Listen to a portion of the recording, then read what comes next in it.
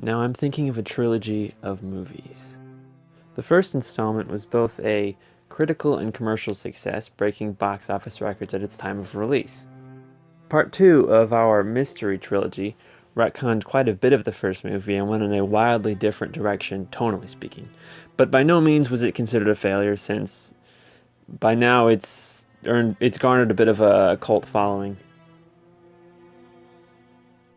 Now, whether you prefer the first or second, most people would agree that Part 3 is the weakest point of the trilogy. It, for the most part, ignores the second film entirely, being mostly a direct sequel to the original, but at the same time it feels like a neutered version of both the previous two installments. The first two seem to be so much more mature than this one. Needless to say, this film was the poorest received in the entire trilogy, both critically and commercially. Now, if you were to guess, what trilogy am I referring to? I'm actually talking about one of my favorite film trilogies of all time, the Evil Dead trilogy. But you're not entirely wrong if you assumed I was talking about the Star Wars sequel trilogy, because most of what I said applies to those movies as well. So what happened then? Why do so many people love this trilogy, myself included, but not this trilogy? Let's take a closer look, if you will. I'm going to apologize up top. I've only seen The Force Awakens and Rise of Skywalker once, so I might get some of the details wrong. Star Wars sequel trilogy installment number 1, The Force Awakens. So basically we have three main characters. Rey, who lives in the desert and makes a living tearing down the dilapidated corpse of the original Star Wars. Poe, he's a pilot, and that's basically all there is to it. Finn, a defected stormtrooper. And then our antagonist, Patrick Hockstetter, Kylo Ren. So basically, Ren kidnaps Poe, Poe and Finn escape. Oh no, they crash. Poe's gone, he's not dead. Finn runs into Rey, they meet Han Solo, a bunch of stuff happens. Poe's back, Ren kills Han Solo. Ren and Rey take turns hitting each other with laser swords. Poe blows up a planet, that's it. Basically, the main takeaway, the message, if you will, of this film is it doesn't matter your background, you can still accomplish great things. A very similar message, I might add, to the original Star Wars Episode 4. Star Wars Sequel Trilogy Part 2, The Last Jedi. So basically, we pick up right after the last one. Poe still zipping around in a space airplane. Rey's on Lian Yu training with Luke Skywalker, but he's like old now. Finn doesn't want to be a good guy anymore, but Rose, a new character, convinces Finn that this movie needs to be at least 2.5 hours long, so they go gambling with Benicio del Toro. Long story short, all of our heroes end up on the bad guy ship. Rey and Kylo actually join forces for a bit, but afterwards they break up. Then they all go to Utah Salt Flats, where they all fly around on their ships. Even Luke's there, but not really. And after all the good times, they hop onto the Millennium Falcon and fly away. One of the main takeaways of this film are legends are rarely as legendary when you meet them in person.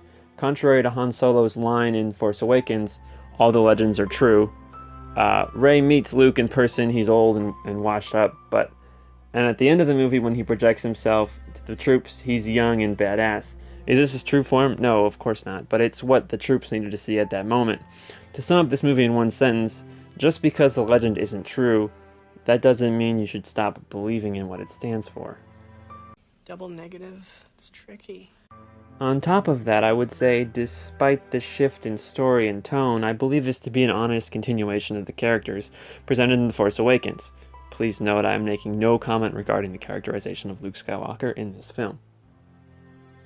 Star Wars Sequel Trilogy Part 3, The Rise of Skywalker. This movie is a disaster of biblical proportion. What do you mean, biblical? What he means is Old Testament, Mr. Yes. Mayor. Real wrath of God type stuff. Exactly. Fire and brimstone coming down from the skies. Rivers and seas boiling. 40 years of darkness, earthquakes, volcanoes. The dead rising from the grave. Human sacrifice, dogs and cats living together. Mass hysteria. Yep, that basically sums it up. Thank you, Ghostbusters. I hate this movie and everything it stands for. I have never been this mad at any movie ever, and I've seen Cats. So let's skip to the verdict. Scared of a little controversy that stirred up around The Last Jedi, the filmmakers doubled back on everything the previous two movies did, including having characters do things they normally would have never done if they were real people. and in total I have counted 3 fake deaths in this film. Everything the other movies were saying about it doesn't matter who you are, you can still do great things. Well, if this film had any message at all, and that's a huge if, the takeaway is this: the only reason why you're special is because of your lineage. Alright, now that part's over, let's take a look at the Evil Dead trilogy. Evil Dead Trilogy, Installment 1, The Evil Dead. I already have a video on this channel doing a full, in-depth review on the original Evil Dead movie, so for the sake of this video, I'm just going to do just a broad sweep of this movie. Alright, so you got 5 main characters. Scotty, he's the jock, the manly character. This is communicated to us not through dialogue, but through action. In the first scene, he's driving the car. He's the first to enter the cabin. He's the first to go down in the cellar. He's very much the first to initiate the action. He's supposed to be our main character. Shelley, she's Scotty's girlfriend, and other than that, there's not much characterization of her, at least that I could pick up on. Then we have Ash. Ash is a loser by every meaning of the word. He can't figure out how to read the roadmap. He gets whacked in the face by a sleeping bag when he's trying to unpack the car. He forgets the Latin phrase during dinner. He's just the goof, the loser. Then we have Linda. She's Ash's girlfriend, and a lot of the emotional impact of this movie comes from her. Also, she's from Michigan State. Then we have Cheryl. She's Ash's sister, and she's scared of everything. Most of the screaming in this movie comes from her. She is this movie's just the screamer. She screams, she cries, that's her. Anyway, 5 kids go to the cabin. Scotty and Ash go down into the cellar. Down there they find a tape recorder, a knife, presumably made out of bone, and a real freaky looking book. They take these things upstairs, they play the tapes, only to find out that they're ancient incantations that summon otherworldly spirits recorded on the tapes. Needless to say, Cheryl ends that faster than you can say Stephen King. Then she starts hearing voices calling her out into the woods. She goes outside to investigate. Then some very not YouTube friendly things happen to her out there.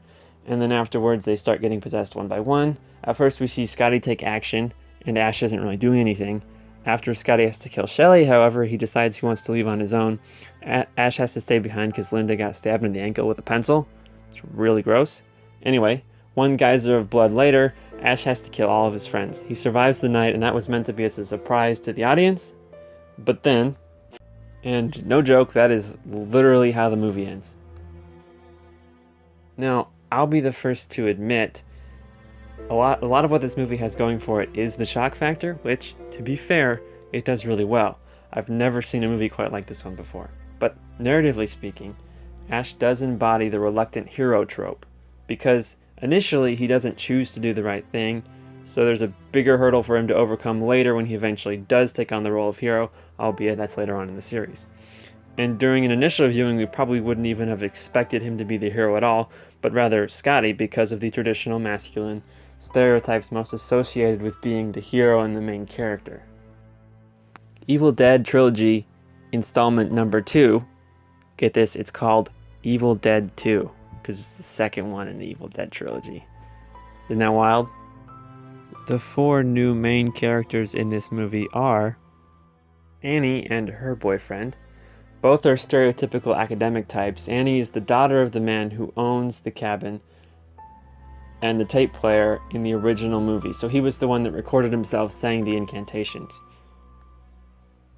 Bobby Joe and her boyfriend are stereotypical Southern types. Now, I'm going to be honest, Shelley from the original movie had more defining character traits than these 2 boyfriends in this movie, because honestly, I can't remember their names.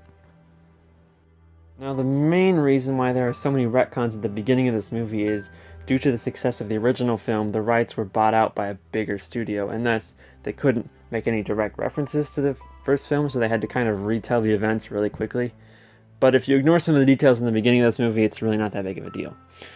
Picking right up after Ash leaves the cabin, he gets briefly possessed, but then the sunlight cures him. Then he tries to escape, but the bridge is out, so he goes back to the cabin, where he is initially haunted by visions of his dead girlfriend, Linda.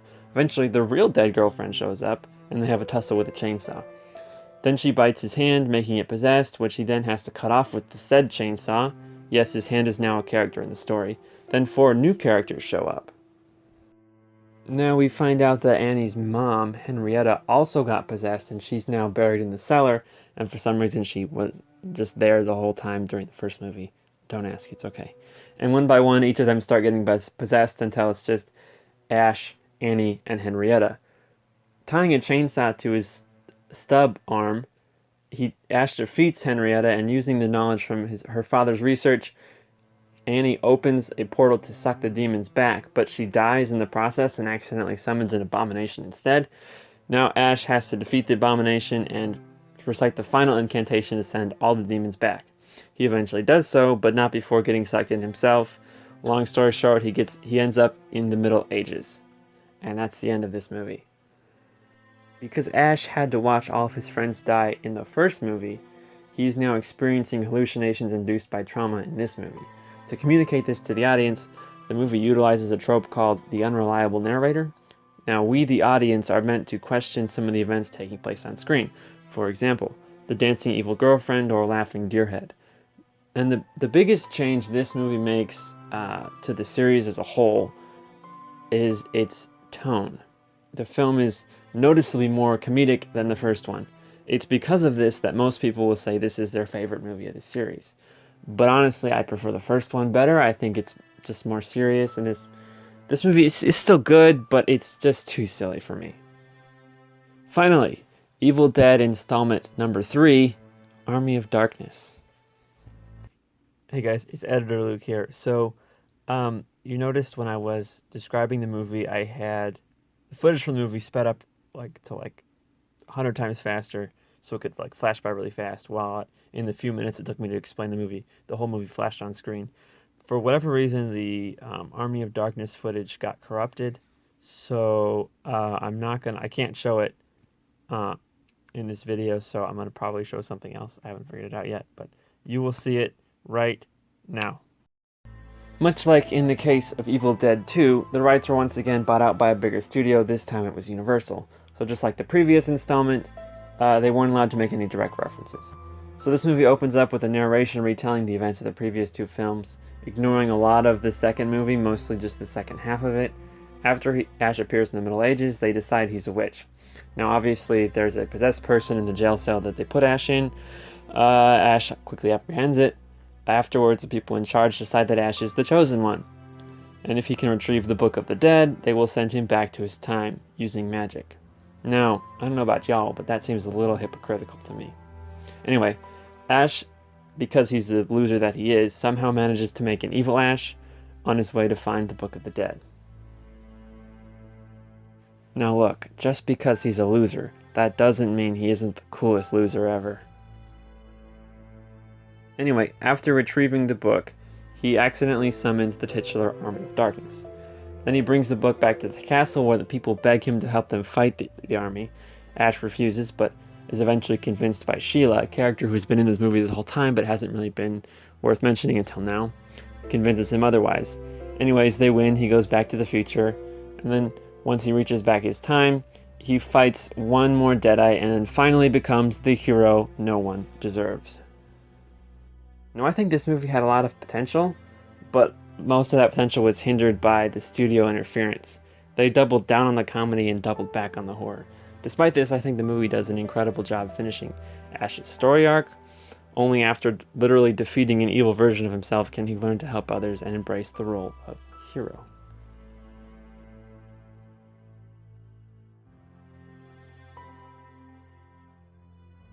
So, okay, what am I getting at here? There are 2 trilogies that kind of performed the same. What's the point of this video? Well, I think in order to understand the point of this video, you have to take a step back, and I think there's 2 more pieces that I have to put into place, and I think you'll finally get the bigger picture. The first piece, for lack of a better term, I guess, is the trilogy of people behind the trilogy of movies. The 3 people most responsible for making this trilogy. In the case of The Evil Dead, the trilogy of people behind the trilogy of movies is writer-director Sam Raimi, producer Robert Tappert, and star Bruce Campbell. Now, much like the Star Wars sequel trilogy, as we'll find out in a moment, there wasn't really a story planned out for the whole trilogy. In fact, they didn't really plan a trilogy when they made the first movie, that they just wanted to make one movie on its own. The three have been making movies their entire life since they first met in middle school, and they dropped out of Michigan State to make the first Evil Dead movie. I guess you could say the force driving the production of the original Evil Dead movie was the camaraderie amongst the three friends, as well as their love of the craft, for lack of a better term. They didn't know that the first Evil Dead movie was going to be as big a success as it was, so they weren't expecting to make a lot of money out of it. They just made it because that's what they wanted to do. I guess you could say the popularity of the first film ended up hurting the production of the second film, because the sequel rights to Evil Dead got acquired by a bigger studio, and therefore they didn't have the legal right to reference the first movie in the second movie, as well as there were more regulations in place as to what gore or violence they could show on screen. But that being said, the Trilogy of Friends, Sam, Bruce, and Rob, did what they could with the film, and they made, I believe, the best sequel they could have made given those conditions. And once more, the sequel rights for Army of Darkness went to Universal, and there were even more regulations on this one from the studio. But again, that being said, Sam, Bruce, and Rob did what they could to make the best movie they could, despite of all of the regulations and what they could and couldn't put in this movie. Now, the trilogy of people behind the trilogy of movies for the Star Wars sequel trilogy is a little bit different. The three people most responsible for these movies are President Kathleen Kennedy, writer, director, producer J.J. Abrams, and I don't know the title of Bob Iger. I think he was CEO of Disney at the time. I'm not sure. But those are the three people most responsible for making this trilogy of movies. And let's be completely honest here. The force driving them was not the craft, was not their camaraderie. I don't even think they knew each other before this. What was driving them was the money. Obviously, Star Wars is this huge franchise, and Bob Iger bought it because he wanted to milk this series dry. And I don't think it's totally fair to blame Kathleen Kennedy for it, because she has worked on some of my favorite movies in the past. And I think J.J. Abrams is a good producer, but he's not as good when it comes to the creative storytelling aspects of filmmaking, like writer-director. That's not his strong suit. But some of the films he's produced are amazing. So I think if he just stuck to being a producer, it would have been better. But like I said earlier, Bob Iger, his whole business model was taking things that they know are proven to be successful and producing those same things until they don't make any more money. Look at what he's done with the Disney live-action movies, okay? It's a beat-for-beat remake of a classic movie that everybody likes, but he's churning these things out because they make money, right? It's the same. After Marvel was successful, he bought that out, okay? And it was the same with Star Wars. So his whole business model is taking things that are successful and just repeating it again and again and again. But I think the second piece of the puzzle is the rest of the franchise. Between 1993 and 2013, the Evil Dead franchise lay dormant, at least in a theatrical sense. I believe there were like comics and video games coming out, but if you think of just the movies, there was nothing coming out in those 20-year span. But in 2013, that's when the Evil Dead reboot came out. Now, the Evil Dead reboot is kind of a bit of an interesting situation, because it's not really any of the same characters. In fact, it takes the story in a different direction, more of a serious tone like the original movie. And so a lot of the fans of the franchise kind of were upset with that, because the movies that they loved all had Ash in it, who was this very silly character, and the second two movies in the original trilogy were very silly movies. But this reboot had no mention of Ash, and it was a very, very serious, very, very bloody movie. and people didn't like that. But I would also like to mention that this same movie still had Sam Raimi, Bruce Campbell, and Robert Tapert. They all worked on this film. So it was an honest part of the franchise. It was not like some other foreign people came in here to remake this movie. It was made by the people who created it. And yet, because the fans were so upset, Sam, Bruce, and Rob decided to go back to sort of that silly tone with Ash, and they reintroduced the character of Ash in a TV show, which was basically the first season was essentially the script that Sam Raimi had written for Evil Dead 4, which never came out, but it was that's what the base for the TV show, the jumping off point, I guess you could say, for the TV show, and that ran for 3 seasons, and it was, I think, that show hit the best balance, I think, of comedy and horror in the whole franchise. There have been good moments of comedy and good moments of horror, but as far as a good balance of both, I think this TV show hit the mark perfectly. But anyway, the point is that when they decided to make a new installment with new characters, the fans were upset. Now hold on to that bit of information because I'm going to come back to it really soon. The Star Wars franchise, when the sequel trilogy started, was actually, I think you know this, it was a trilogy of trilogies.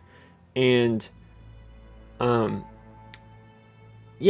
fans reacted this similarly as they did to the Evil Dead reboot, when there was these new characters and kind of this new direction for the story. The difference is, obviously, that the people behind it were different people. But also, the fans of Star Wars have been used to telling the filmmakers behind these things that they were wrong, because if you go back and look at this, so after Episode 4 came out, was Holiday Special. Everybody hated the Holiday Special, okay? After the original trilogy came the Special Edition trilogy. Everyone hated the Special Edition. After the Special Edition came this prequel trilogy. Everybody hated the prequel trilogy. So if you were a Star Wars fan, by 2015, when Force Awakens came out, you were used to being mad at everything Star Wars put out. That's just the way that you have been this whole time. So when they came out with this movie that was different than what you were expecting, or maybe not different enough from what you were expecting, your kind of default position was to react angrily to this new thing. And also, I might add that, I think I might have brought this up already, but there wasn't really a planned story narrative behind the sequel trilogy. Love them or hate them, the prequels had more of a laid out plan. George Lucas knew what he was doing. He knew how Episode 3 ended when he started filming Episode 1. And there's a benefit to that, obviously, knowing where you're going to go. But in the case of the sequel trilogy, JJ would start the first one, then it was Rian Johnson, then it was supposed to be Kevin I don't remember his first name, but his last name was Trevorrow. I don't remember his name. I don't know. Trevorrow. It was J.J. Abrams, Rian Johnson, and Trevorrow, okay? But after, I don't remember, I think the same guy who made Fantastic Four, he got fired, and then Rian Johnson made his movie, and then it was the controversy of Trevorrow being fired and Johnson making his movie that they decided to just put JJ back on Episode 9. So the problem with that is J.J. Abrams' storytelling tool is something he calls the mystery box. Okay? And he will introduce sort of this question that he has. He'll introduce a question to the story, and instead of answering the question, the story will revolve more around just asking the question. So you'll notice there's a lot of questions that get asked in Episode 7 that never really get brought up again, because that wasn't really the point. And so, that wasn't really the point. J.J. Abrams never had a plan. He never planned on answering any of these questions. And so I think, even though there wasn't a plan, I have read Trevorrow's script, and it's better than the movie that we got, because it's sort of like improv, I guess. Originally the plan was, so JJ would do his, Ryan would do his, and then Trevorrow would do his.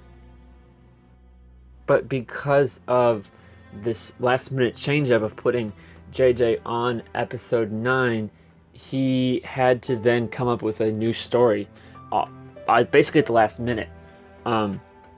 So if you really take a step back and look at some of the other stories JJ has written, you'll notice that he's not the best writer. I've said this already. He has a hard time coming up with original ideas. Look at his Star Trek movie, Star Trek Into Darkness. People say that's exactly like The Wrath of Khan.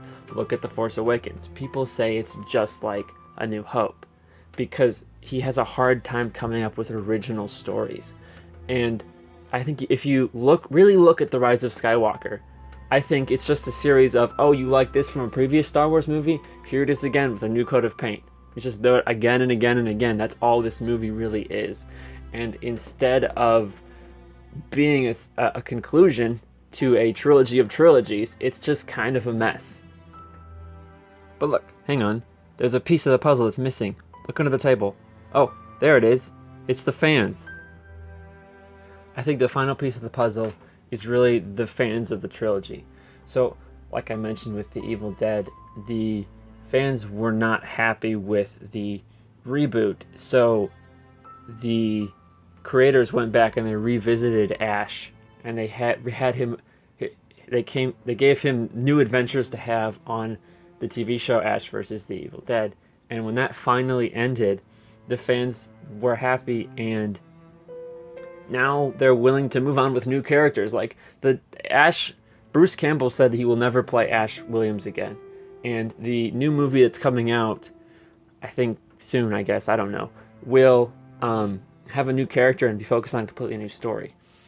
And so if we take that information and we turn to look at Star Wars franchise, when there was an episode 7 announced, people were very excited to revisit their favorite characters.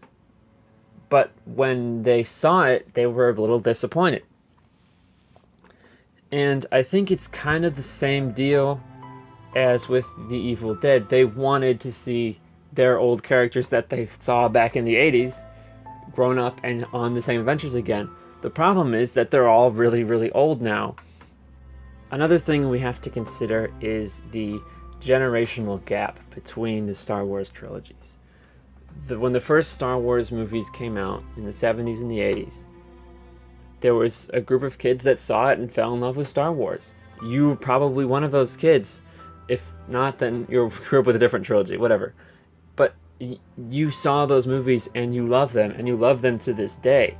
And the same thing happened with the prequel trilogies, because I was in that generation. I saw the prequel trilogy movies and I love them, even though they're crappy movies. I acknowledge that now. But I have fond memories watching those movies with my family when I was a child. And just recently, my youngest sister came to me and she told me that she saw The Rise of Skywalker.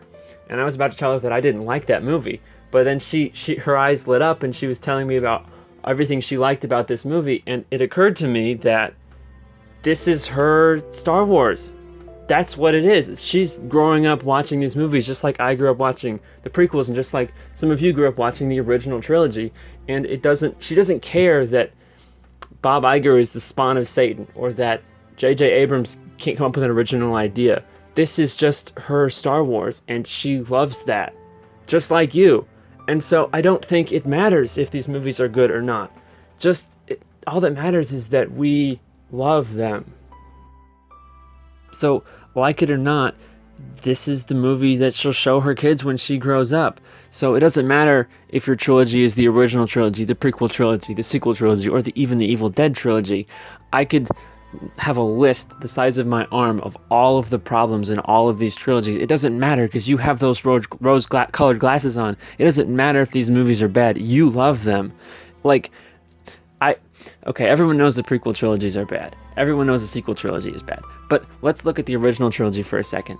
That first movie is just a cliche fairy tale set in space, but you don't care. That's your movie. Those are Star Wars. That's the thing. Anyway, I'm way off script here. Well, my point is that because the Star Wars sequel trilogy is Star Wars, that's why everybody hates those movies. That's why I brought the Evil Dead trilogy into this, a trilogy that a lot of people really enjoy. it has a lot of the similar problems as the sequel trilogy does, but yet people are willing to look past those problems because it's not Star Wars, I guess. I don't really know. I don't understand why people hate the sequel trilogy as much. Something I said earlier in this video is that I hate everything that The Rise of Skywalker stands for.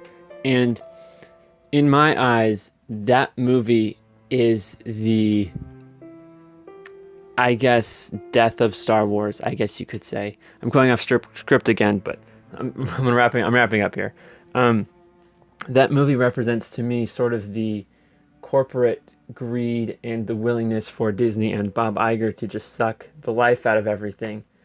And yeah, so we're about 15 minutes over, but that's what I think about Star Wars. So yeah, you can click the links in the description if you want to check out some cool websites.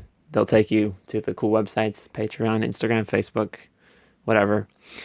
Make sure you're subscribed. We have new videos. We have multiple videos new every week. I have one. Mike has up to 3, I think. I'm not sure. I don't know his schedule, but make sure you're subscribed. We have a lot of new videos coming out, and I don't know how to end a video.